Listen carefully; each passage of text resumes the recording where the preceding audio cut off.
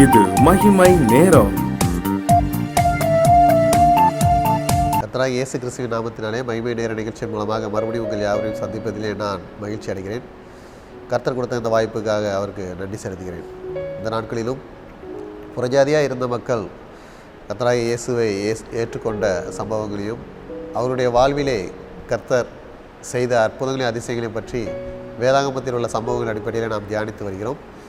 இந்த நாட்களிலும் புறஜாதியாக இருந்த ஒரு பெண் இயேசுவை ஏற்றுக்கொண்டு தன்னையும் தன்னுடைய குடும்பத்தின் ஜீவனையும் காத்துக்கொண்டு அழிவிலிருந்து காத்துக்கொண்ட சம்பவத்தை பற்றி நாம் தியானிப்போம். அதற்கு ஆதாரமாக எடுத்துக்கொண்ட வேத பகுதி எபிரேயர் 11ஆம் அதிகாரம் 31ஆம் வசனம்.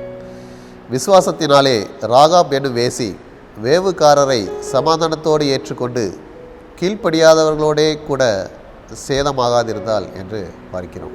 இஸ்ரவேல் மக்கள் எகிப்திலிருந்து கானானுக்கு செல்லும்போது தேவன் அவர்களை ஆச்சரியம் அதிசயமாக இஸ்ரவேல் மக்களை வழிநடத்தி வருகிறார்.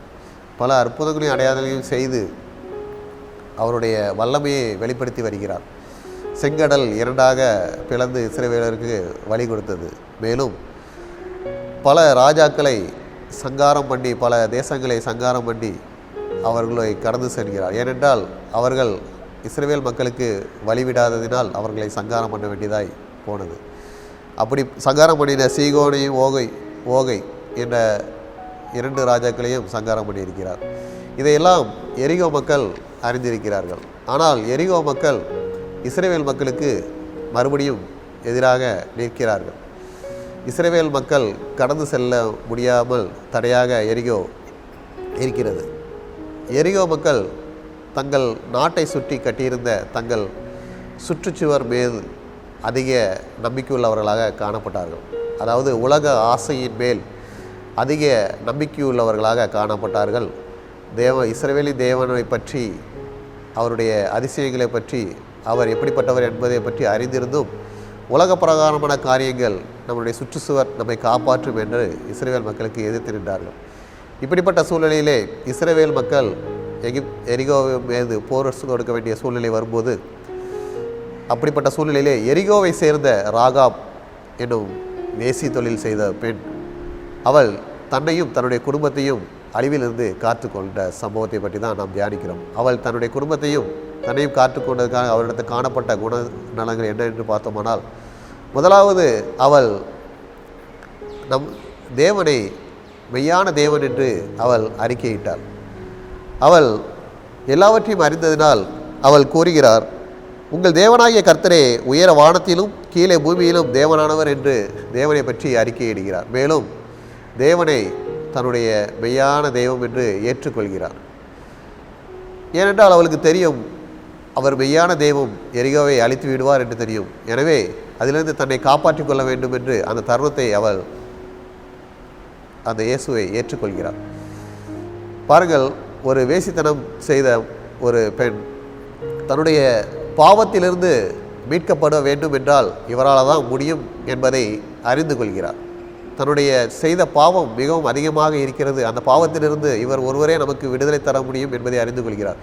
மேலும் அப்படிப்பட்ட பாவ மன்னிப்பிலிருந்து விடுதலை பெற்றுக்கொண்டால்தான் தன்னுடைய ஜீவன் காக்கப்படும் என்பதை அறிந்து கொள்கிறார். எனவே எரிகோவின் மக்களோடு அந்த பாவத்தோடு உலக ஆசையில் இருப்பவர்களோடு அழிந்து போகாமல் தன்னை காத்து கொள்ள வேண்டும் என்பதற்காக அவள் தேவனை ஏற்றுக்கொள்கிறார்.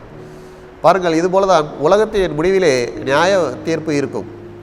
உலக ஆசை, உலக சிற்றின்பங்கள், உலக எண்ணங்கள் என்று நாம் நினைத்து வாழ்பவைகள் எல்லாம் அந்த நாளிலே நம்மை விட்டு எடுபட்டு போகும். அது நம்மை கைவிட்டு விடும்.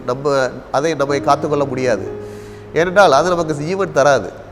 மெய்யான தெய்வமாகிய இயேசு கிறிஸ்து ஒருவரே நமக்கு ஜீவன் தர முடியும்.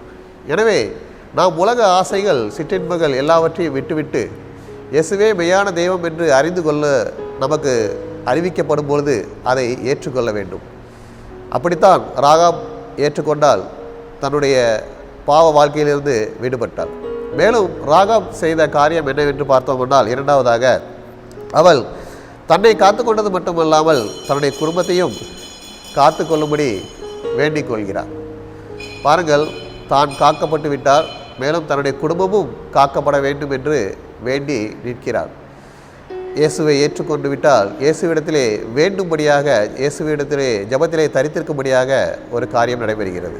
குடும்பமாக அவள் இயேசுவை, தேவனை ஆராதிக்க, தேவனை தேட ஆரம்பித்து விடுகிறார். தனியாக அவர்கள் இஸ்ரவேல் மக்கள், அந்த வேவுக்காரர்கள் என்ன சொன்னார்கள் என்றால், உன்னையும் உன்னோடு உள்ள உன்னுடைய குடும்பத்தில் உள்ள மக்களையும் இந்த வீட்டிற்குள்ளாக சேர்த்துக்கொள், அப்பொழுது நீங்கள் தப்பிவிக்கப்படுவீர்கள் என்று கூறுகிறார். அதாவது ஒரு இயேசுவின் கரத்துக்குள்ளாக, தேவனுடைய கரத்துக்குள்ளாக நீங்கள் வந்துவிட்டால் நீங்கள் பாதுகாக்கப்படுவீர்கள் என்று அதை அர்த்தமாக எடுத்துக்கொள்ளலாம். இயேசு கூறும் இடம், இயேசு கூறக்கூடிய இடத்திலே குடும்பமாக திருச்சபையாக நாம் ஆராதிக்கும் போது நம்மை இந்த உலகத்தின் பாவங்கள் எதுவுமே மேற்கொள்ளாது என்பதை நாம் புரிந்து கொள்ள முடியும்.